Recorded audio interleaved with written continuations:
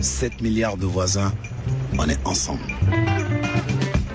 7 milliards de voisins, le retour des diplômés en Côte d'Ivoire. Faut-il, doit-on, peut-on rentrer en Côte d'Ivoire quand on est parti pendant la crise, que l'on a gardé de solides attaches familiales, que l'on a acquis une bonne formation en Europe ou aux États-Unis? Autant de questions qui tourmentent véritablement la diaspora ivoirienne, qui attend des signaux clairs à la fois du côté des entreprises mais aussi du côté des autorités ivoiriennes. Alors, au-delà de l'éloquence du président Ouattara, on se souvient en 2011 du « je vous demande de rentrer massivement au pays », eh bien, vous nous appelez maintenant pour poser les vraies questions qui vous posent problème. 33 1 84 22 71 71. On est en ligne avec un voisin qui nous appelle de région parisienne. Amon, bonjour. Bonjour. Nous vous écoutons, Amon. Dans quelle situation êtes-vous? Oui, je suis arrivé donc en France en 97 par mes propres moyens. J'étais instituteur. Et donc j'ai voulu poursuivre mes études universitaires et j'étais dans le nord du pays, c'était pas possible, donc je suis parti. Voilà, je suis arrivé en France où je me suis installé, où j'ai pu poursuivre donc les études jusqu'au doctorat en sciences de l'éducation. Donc spécialité les technologies de l'information et de la communication en éducation. Et donc j'ai toujours eu envie de retourner dans mon pays.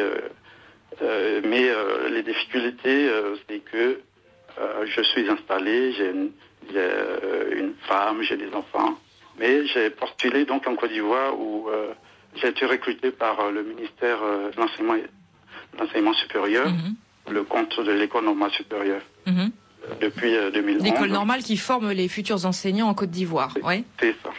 Et alors? Et la difficulté, c'est que depuis cette date, je fais de fréquents voyages en Côte d'Ivoire, 3 fois dans l'année, par mes propres moyens. Et je ne vois aucune structure sur place qui puisse donc m'aider à pouvoir m'installer. Alors restez en ligne avec nous, Amon, parce qu'on est aussi en ligne avec l'un des promoteurs du retour. Bonjour, Esmaël Emmanuel Essi. Bonjour. Vous êtes le directeur général du Centre pour la promotion des investissements en Côte d'Ivoire. Vous êtes en ce moment à la Foire internationale de Bordeaux. Vous nous entendez bien, monsieur Essi? Je vous entends très bien, madame. Bon, parce qu'on a une ligne, j'ai l'impression, qui est un peu perturbée aujourd'hui. Alors, très concrètement, qu'est-ce que vous pouvez répondre à Amon qui nous appelle de région parisienne, qui a été sollicité là pour un job très précis, l'école normale pour former les futurs enseignants en Côte d'Ivoire, qui est docteur en sciences de l'éducation, mais on en a d'autres qui nous ont appelés. Je pense à Laetitia, qu'on n'arrive plus à joindre, 25 ans, ivoirienne, qui est informaticienne, diplômée d'une école à Rouen, qui a envie de rentrer, qui a envoyé des CV, qui n'a aucun retour de la part des entreprises. On entendait Ahmed, 29 ans, tout à l'heure avant le flash aussi, qui nous dit les processus de recrutement sont très lourds, on ne voit pas de signaux aussi du côté du gouvernement. Vous, qu'est-ce que concrètement, que peuvent attendre les diplômés de la diaspora de votre action? Bien, je vous remercie, madame, de me donner l'occasion de parler à votre antenne ce matin. Ce que je peux dire, je ne peux pas répondre à des problèmes spécifiques parce qu'il faudrait bien qu'on puisse avoir les dossiers pour pouvoir répondre à spécifique. Je donnerai mon adresse email tout à l'heure à ses frères et sœurs pour qu'ils me les envoient et qu'on puisse analyser ces éléments. Mais ce que je peux dire, c'est que moi-même, je suis un produit de la diaspora. Je suis rentré depuis 2011, j'occupe cette fonction. Je peux encore témoigner pour dire que nous avons tout récemment recruté près de 5, au niveau des CPC, 5 personnes, 5 cadres de la diaspora. Et aujourd'hui, la volonté affichée clairement est claire. C'est que la volonté du gouvernement, c'est de faire participer la diaspora à la relance économique de la Côte d'Ivoire à tous les niveaux, y compris au niveau des compétences. Ceci étant dit, nous nous faisons le devoir, nous, de pouvoir l'organiser. Je suis d'accord avec eux qu'il y a de l'organisation, mais la volonté est affichée, d'autant plus que la Côte d'Ivoire, le président de la République a créé un ministère chargé de la diaspora. Et qui bientôt, en accord avec le CPC, fera un grand forum, justement pour permettre à tous nos frères de la diaspora et de la diaspora de venir et pouvoir exposer des frais qui se présentent à eux pour leur retour. De sorte à ce que nous puissions en faire un livre blanc pour le gouvernement et sortir donc des solutions qui leur permettent de pouvoir mieux s'intégrer en Côte d'Ivoire. Mais comment vous allez faire? Vous allez payer les billets d'avion pour tous ces frères et sœurs, comme vous dites, de la diaspora, pour qu'ils viennent à ce forum à Abidjan? Non, le forum aura lieu à Paris. D'accord. Le forum aura lieu à Paris. Déjà, on s'approche d'eux déjà pour qu'il y ait moins de frais à ce niveau. Bon, on prend bonne note. D'ici la semaine prochaine, donc, toutes ces informations seront sur le net et ils verront donc les conditions d'inscription. Oui, monsieur Kwasi Ngoran, président de l'association Benkele. Donc, je vous remercie déjà d'avoir trouvé ce créneau pour intervenir. Et je vous remercie également parce que l'année dernière, vous avez été présent à Ivoire Elite 2012. Et depuis, nous avons gardé le contact pour voir dans quelle mesure on pourrait travailler ensemble. Mais je pense que nous avons un gros problème en termes de coordination des différentes actions qui se mènent. Depuis 2004, il y a eu un ensemble d'actions qui ont été menées en Côte d'Ivoire, mais aussi par la diaspora ivoirienne en ce qui concerne la contribution des compétences de la diaspora dans le développement du pays. Mais lorsque des initiatives sont prises par les organisations de la diaspora, il n'y a pas un engouement énorme de la part des institutions qui sont au pays. Et de l'autre côté, nous voyons que ces institutions-là mènent aussi des actions qui ne sont pas forcément communiquées aux organisations de la diaspora, ce qui ne permet pas d'avoir une grande efficacité dans ces actions-là. Alors qu'il y a des organisations qui sont déjà sur place, qui ont des contacts, que ce soit au niveau de l'administration française, que ce soit au niveau des commodités en termes d'organisation d'événements. Pourquoi ne pas s'appuyer sur ces organisations et pouvoir organiser des choses bien, mais à moins de coûts. Justement, Carole Atungbre, je me permets de rebondir, Patrice, pour dire que effectivement, il y a un gros problème non seulement de coordination, mais aussi de communication. Parce qu'aujourd'hui, pour le forum Ivoire Elite, demain, il y aura 250 personnes sur les milliers d'Ivoiriens qu'il y a en France. J'ai envie de dire qu'il y a tellement de cas isolés qui n'entendent jamais parler de ce que fait le gouvernement. Moi, je savais pas qu'il y avait un ministère chargé de la diaspora. Je suis désolée. J'en ai entendu parler, mais j'ai jamais rien vu comme action. Et j'ai envie de dire que demander aux gens de revenir, ça commence par s'impliquer, s'intéresser à leur projet de vie, à leurs études. Ça a commencé par recenser les étudiants, ce serait peut-être le minimum, mais également établir des bourses claires, des méthodes d'aide pour accompagner les gens dans leurs études, parce que c'est très facile de laisser les gens se débrouiller tout seuls, galérer comme on peut, comme disait l'intervenant tout à l'heure, pour venir en France de leurs propres moyens et ensuite dire revenez en Côte d'Ivoire après avoir dépensé tout ce qu'ils avaient. C'est Marc Amand. Oui, nous en tant qu'initiative privée concernant cette coordination, là, on est en train de travailler sur une plateforme qu'on appelle carnet d'adresse, une plateforme donc qui va agréger tous les talents, les CV, les profils des décideurs, de sorte que en un clic, on puisse avoir toutes les compétences de la Côte d'Ivoire réunies dans le carnet d'adresse. Mais est-ce que l'informatique va réconcilier la diaspora puis ceux qui sont au pays? Parce qu'on a l'impression que vous ne vous comprenez pas, tout simplement. On a Esmaël Emmanuel ici. Vous êtes toujours en ligne avec nous? C'est ce que j'ai dit tout à l'heure. Je concède toutes les remarques qu'il y a eu à faire, et c'est pour cela que, avec Benkele, à chaque fois qu'il nous invite, nous venons pour pouvoir passer le message à nos frères et sœurs. Oui, mais ensuite, je suis d'accord avec qu'il y a un problème de communication, et c'est pour cela que je dis que nous allons mettre en place des systèmes pour fédérer toutes ces forces qui sont déjà vives. J'apprécie, je veux dire, toutes ces actions qui sont faites. Mais il faut bien les fédérer, et je suis entièrement d'accord avec eux. C'est le travail que nous devons faire maintenant, de sorte à pouvoir parler le même langage et pouvoir aller au gouvernement avec le même langage à travers ce ministère, pour leur dire, voilà nos préoccupations, de sorte à pouvoir adresser des solutions. Et je suis d'accord avec eux, en allant de manière dispersée, on ne peut pas trouver des solutions idoines. Donc nous puissons comme objectif, justement, de fédérer toutes ces forces vives, de sorte à pouvoir mieux adresser les préoccupations et avoir pour chacune de ces préoccupations des solutions. Mais par exemple, aujourd'hui, un diplômé de la diaspora qui a envie de rentrer en Côte d'Ivoire, qui a un petit peu d'expérience professionnelle en France, par exemple, ou en Europe, il peut monter son entreprise en combien de temps aujourd'hui, en arrivant à Abidjan? Aujourd'hui, le CPC crée son entreprise en moins de 48 heures. Alors ça, c'est tout récent, parce que la moyenne, c'était plutôt 32 jours. Je vous dis, depuis le mois de novembre 2012, le CPC a un guichet unique qui crée les entreprises ivoiriennes ou de personnes étrangères en moins de 48 heures. Ouais, il y a eu aussi la création du premier tribunal de commerce à Abidjan l'été dernier, donc il y a des choses qui bougent. Marc Amand. Oui, à ce sujet-là, quand même, il faut féliciter, encourager le gouvernement, le CPC qui travaille beaucoup aussi à ce sujet. C'était des clients à nous. Ils ont pensé un système de veille stratégique qui va être mis en place. L'idée, c'est que la Côte d'Ivoire a besoin de toutes ses forces vives. Donc l'environnement des affaires est en train d'être amélioré, ça il faut qu'on le dise, tribunal de commerce, donc tout ça, pour encourager surtout la croissance endogène. Mais alors, bon, on peut créer, donc, sur le papier, en tout cas, en 48 heures, son entreprise, moyennant à peu près 300 €, me semble-t-il. C'est évidemment une somme très élevée par rapport au niveau de vie en Côte d'Ivoire. Bon, enfin. Aujourd'hui, le gouvernement a pris tout récemment des mesures qui ont été déjà affectées. Créer une SARL de 1 million de francs CFA de capital coûte aujourd'hui 120 000 francs CFA. 180 000 francs CFA, pardon. Alors, Carole Atongbré est en train de prendre des notes. Donc, Carole Atongbré est étudiante dans une des meilleures écoles de commerce de France, le M Lyon. Vous, par exemple, je sais que vous avez envie de rentrer en Côte d'Ivoire, vous avez envie de monter votre boîte. Mais là, les problèmes qui se posent à vous, c'est que vous avez pris un crédit pour payer vos études en France. Justement, d'abord, permettez-moi de revenir sur un point. C'est que j'aimerais féliciter également le CPC pour tout ce qui est en train d'être fait et également le gouvernement. Mais c'est vrai que tout ce qui se fait, nous, on n'en est pas forcément informés. Et peut-être que la manière d'agir, ce serait pas seulement de rester en Côte d'Ivoire pour faire des choses, mais de créer peut-être des cellules dans tous les pays où se trouvent des diplômés ivoiriens, de sorte que les diplômés sachent correctement à qui s'adresser et qu'ils aient des personnes sur place qui relaient l'information. Vous rentrez régulièrement en Côte d'Ivoire. Vous étiez en décembre dernier. Comment se fait-il que vous ne soyez pas informé? Parce que les choses se font une fois. Venez au CPC, madame. Mademoiselle, venez au CPC. Je viendrai, monsieur, je viendrai.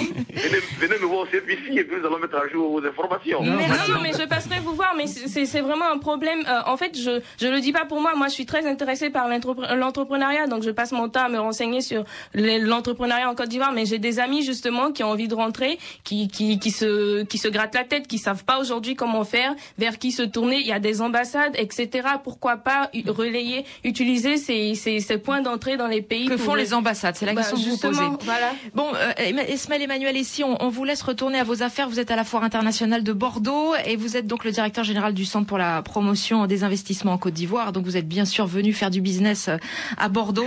Vous nous appelez au 33 1 84 22 71 71. Je voudrais qu'on donne maintenant la parole à une auditrice qui nous appelle Laetitia, 25 ans, ivoirienne, ingénieure informaticienne à Paris. Bonjour Laetitia. Bonjour.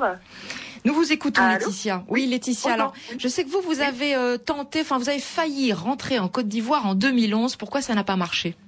Tout simplement à cause de la crise post-électorale. Hein. Ça m'a freiné. Parce que j'ai terminé les études. Après, il y a la situation économique qui n'est pas stable, politique aussi. Donc, je ne vais pas tout lâcher en France pour y aller. Ça laisse à réfléchir. Entre-temps, j'avais une proposition ici. Donc, je suis restée. Mais très concrètement, vous avez envoyé des CV dans des entreprises en Côte d'Ivoire? Franchement, au vu de la situation politique, j'ai pas essayé de le faire parce que déjà c'était compliqué. Je l'ai pas fait. Parce que le pays n'était pas stable, donc c'est pas envisageable. Et aujourd'hui, oui, Marc Amand. Mon expérience, c'est que je suis parti à chaque fois, une fois par an, pour essayer de comprendre l'environnement, à maîtriser les tenants et les aboutissants, qu'est-ce qu'on peut faire, tout ça, parce que rester à l'extérieur aussi, on est un peu déconnecté des réalités. Alors il faut bien connaître les acteurs de terrain, qui fait quoi, quels sont les leviers de décision, etc. Donc, ce que je peux dire, c'est que... Et je pense que sur ce point-là, la difficulté, c'est qu'en fait, s'il n'y a pas de structure, des points d'entrée qui permettent et l'information pour que les gens sachent à qui s'adresser, ça ne marche pas. C'est qu'en fait, le problème de la Côte d'Ivoire que je connais bien, il y a des besoins, en fait, de l'offre, des profils qui existent, mais aujourd'hui, si vous allez sur le site d'une entreprise en Côte d'Ivoire qui a un besoin de recrutement, même qui est en cours, vous ne voyez pas l'offre. Vous ne les voyez pas. Et donc, du coup, les personnes qui sont capables de trouver un emploi, d'avoir les contacts, c'est les gens qui ont déjà leur réseau. Donc, soit, par exemple, ils ont des parents qui sont bien placés, qui permettent d'avoir accès à l'information. C'est ce qu'on appelle les lourdeurs des DRH, des processus de recrutement, c'est ça? Quand Ahmed nous parlait des lourdeurs du recrutement des entreprises. C'est pas juste de la lourdeur, mais c'est beaucoup, c'est de l'absence de clarté totale. C'est qu'on sait jamais... C'est le piston. Voilà, c'est ça. Ça se fait de bouche à oreille. On sait pas ce dont l'entreprise a besoin. C'est entre Marc Amand, quand vous recrutez, des collaborateurs pour votre petite entreprise de consulting. Oui. Comment je fais? D'accord. Comme je sais où je veux partir, je connais les profils précis, donc je vais les chercher. Mais encore une fois, pour pallier cette insuffisance-là, je vous dis, on a créé une base où les CV, on va les prendre maintenant pour les mettre à contribution, parce que toutes les entreprises n'ont pas forcément cette démarche d'aller partout pour chercher. Voilà, c'est une question de culture aussi. Non, pas aller partout, mais au moins publier correctement les offres. J'ai envie de dire, on va pas rester là non plus à attendre qu'une entreprise nous appelle. On a envie de voir des offres sur Internet et de savoir si on peut postuler. C'est ce qu'on appelle la proactivité, donc il faut aller vers eux, quoi. Aller vers eux, comment, quand tu as quitté le pays depuis 10 ans pour aller étudier, avoir un doctorat en France? C'est pas simple. Non, mais en fait, je dis ça. Vous voudriez qu'on vous déroule le tapis rouge et on vous le déroule pas? Non, c'est pas comme ça, parce que moi, si je suis de la diaspora, j'ai fait 15 ans à l'extérieur, donc je vois un peu les difficultés. Tu es obligé de partir. Je vois quand même dans le parcours de Mac que si tu as pu rentrer à Abidjan, c'est aussi qu'on appelle la personne avec qui tu travaillais, qui pour un événement. Voilà, j'ai saisi une opportunité. Il y a eu un opportunité pour tout le monde n'a pas, voilà. Il faut se le dire, tout le monde n'a pas cette opportunité. Alors Laetitia, vous êtes toujours en ligne avec nous, Laetitia?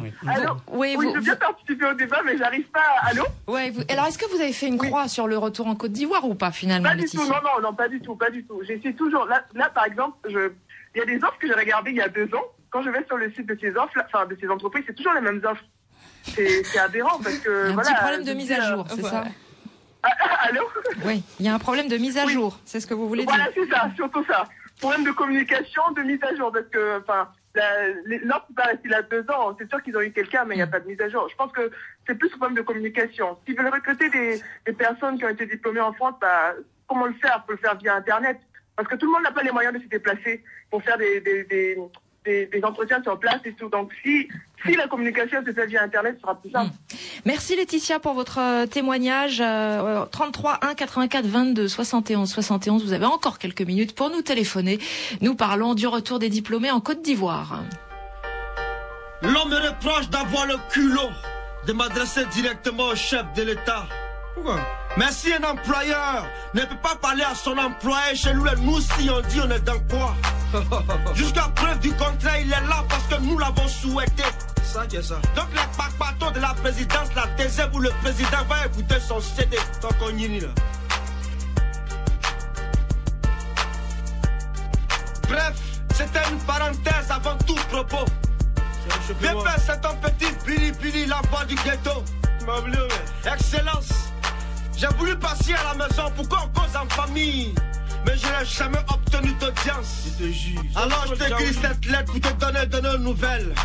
Et aussi avoir de tes nouvelles. C'est moi, hein. Est-ce que la famille va bien? Est-ce que les enfants vont bien? Voilà. Est-ce que notre gentille première dame va bien? Il y a longtemps, ouais. Président, je sais que toi ça va. Je t'ai vu à la télé, tu as pris du poids. Je sais que ça va, je suis content pour toi.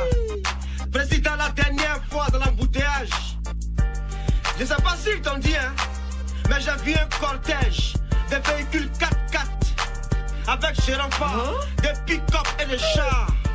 Voilà, j'ai cru que c'était toi qui passais.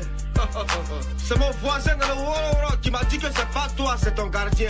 Ah bon? Mais si ton gardien doit se promener avec toute la poudrière pour sa soi-disant sécurité, franchement, je comprends pourquoi, président, quand tu sors, c'est les hélicoptères qui sont en train de survoler. Il y a trop d'armes dans la ville, trop de barrages, trop de braquages. Ils disent qu'on ne les paye pas, donc eux tous ils se payent sur le terrain. On est mort dans les mains. On contrôle pièce à un lance-roquette. Il n'y a plus qu'à le battre sur le marché, ils ont fini un racket. Ils ont raison un peu, hein.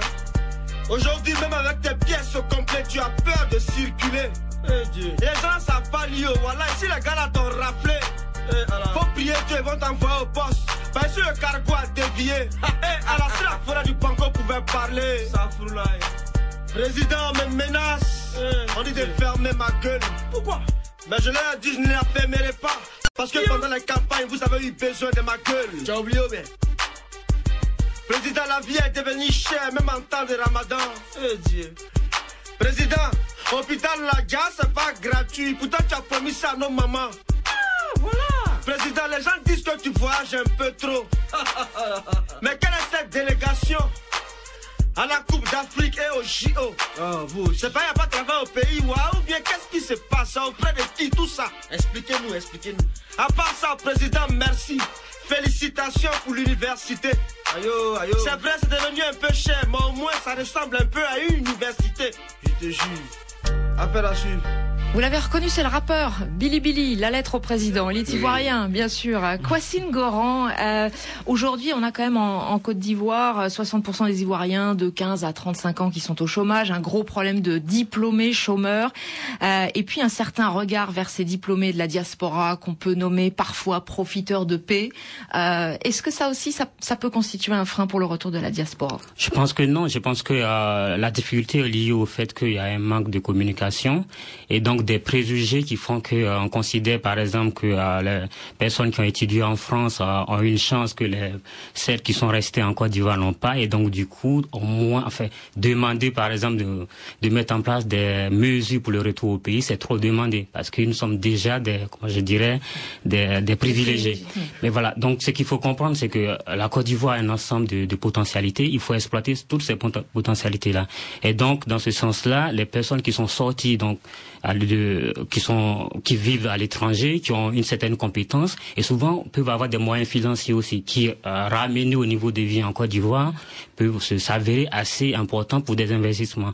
Et donc du coup, le retour de ces personnes vers la Côte d'Ivoire ne peut être que bénéfique aux personnes qui sont restées et qui aujourd'hui sont en situation de précarité, par exemple. Par exemple, avec des budgets très simples de 5 000 €, les gens peuvent faire des investissements, créer des entreprises, des PME, ou même du commerce qui peut employer les personnes qui sont restées sur place.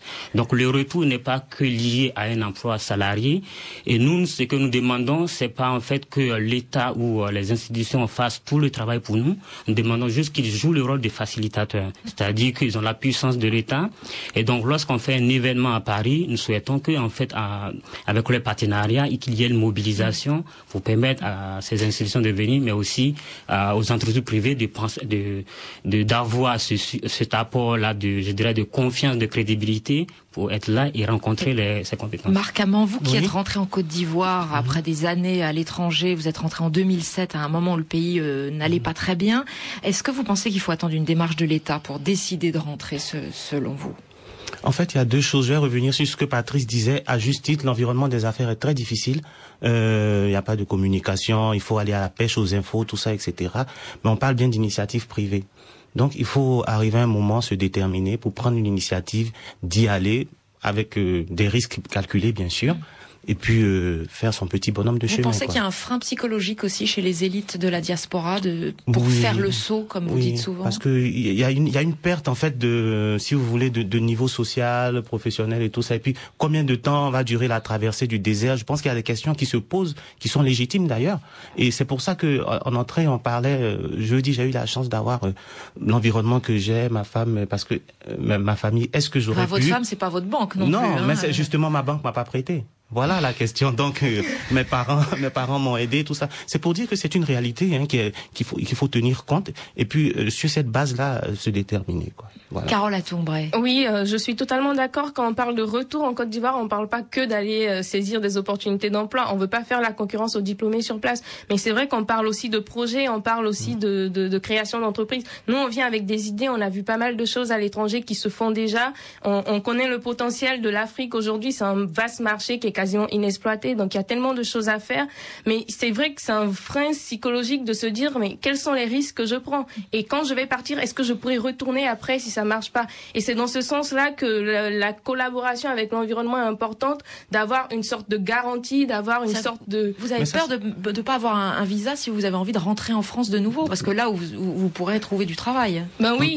C'est de se dire, si j'y vais et que je crée une entreprise et que j'ai aucun soutien, j'ai aucune aide et que j'ai une absence totale d'informations, comme disait Armand tout à l'heure, c'est après quand j'ai envie de retourner parce que voilà, ma situation n'est pas bonne, je dois 30 000 € à une banque, est-ce que j'aurai la possibilité? Mais Carole, il faut venir nous voir. Il faut venir nous voir parce que justement, on travaille sur donner la lisibilité sur l'environnement, sur des aspects beaucoup plus que études de marché. C'est de la veille qu'on fait sur comment on est Vous, Carole, votre rêve, c'est de monter une boîte à Abidjan, une entreprise de quoi? Une entreprise d'accompagnement justement stratégique aux vous voulez faire carrément de la concurrence à Marc Amand. Non, lui, il est dans le domaine de l'information, moi je serais plutôt dans le domaine business.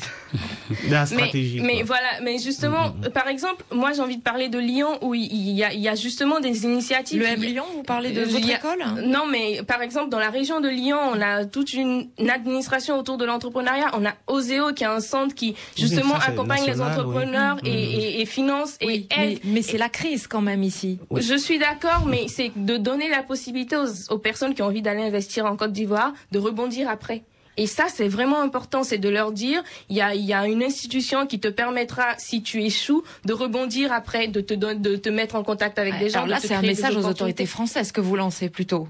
Aux autorités ivoiriennes surtout. Oui, mais je veux dire, la possibilité de pouvoir revenir en France. Si ça ne marche pas, en fait, vous avez envie d'un tremplin de sécurité. Voilà, quelque part, ça, une toute petite sécurité. Justement. Kwasine Goran? Donc, moi, je voudrais vraiment insister sur ce besoin de partenariat parce que il est primordial. Et aujourd'hui, les pays qui ont vraiment réussi à impliquer leur diaspora dans leur développement se sont basés sur ce partenariat-là. Et donc, il ne faut pas que les autorités, donc déjà, il faut qu'il y ait ce cadre-là. C'est qu'en Côte d'Ivoire, il y a un ensemble d'institutions qui existent, mais dans la réflexion du développement, il n'y a pas toujours un lien qui est fait entre le travail et la migration. Et donc, c'est un manque qu'il faut combler. Et donc, il faut créer ce partenariat-là pour qu'on s'appuie sur les compétences à l'étranger. Merci à vous tous. Kwasine Goran, association Binkelen, pour les voisins qui nous écoutent en région parisienne. Ça sera demain, Ivoire Élite, toute la journée jusqu'à 20h. Ça va bosser dur à la résidence internationale de Paris. C'est dans le 20e arrondissement de Paris. Marc Amand, vous serez là, vous aussi. Oui, je serai là. Carole Atongbré également. Oui. Et puis on vous souhaite bon vent, vous, si vous décidez de rentrer, de rejoindre Marc Amand dans sa boîte peut-être à Abidjan. Merci les voisins et les voisines pour vos témoignages. Lundi, 7 milliards de voisins, nous parlerons cuisine avec un historien de la gastronomie et des produits. C'est fou, les grandes décisions politiques qui sont prises autour d'un bon plat. Et puis vous saurez tout aussi sur l'origine des fraises, l'origine du piment. Voilà, merci aussi à toute l'équipe qui est chaque jour derrière ce micro, fidèle au poste. Je vous dis à lundi les voisins.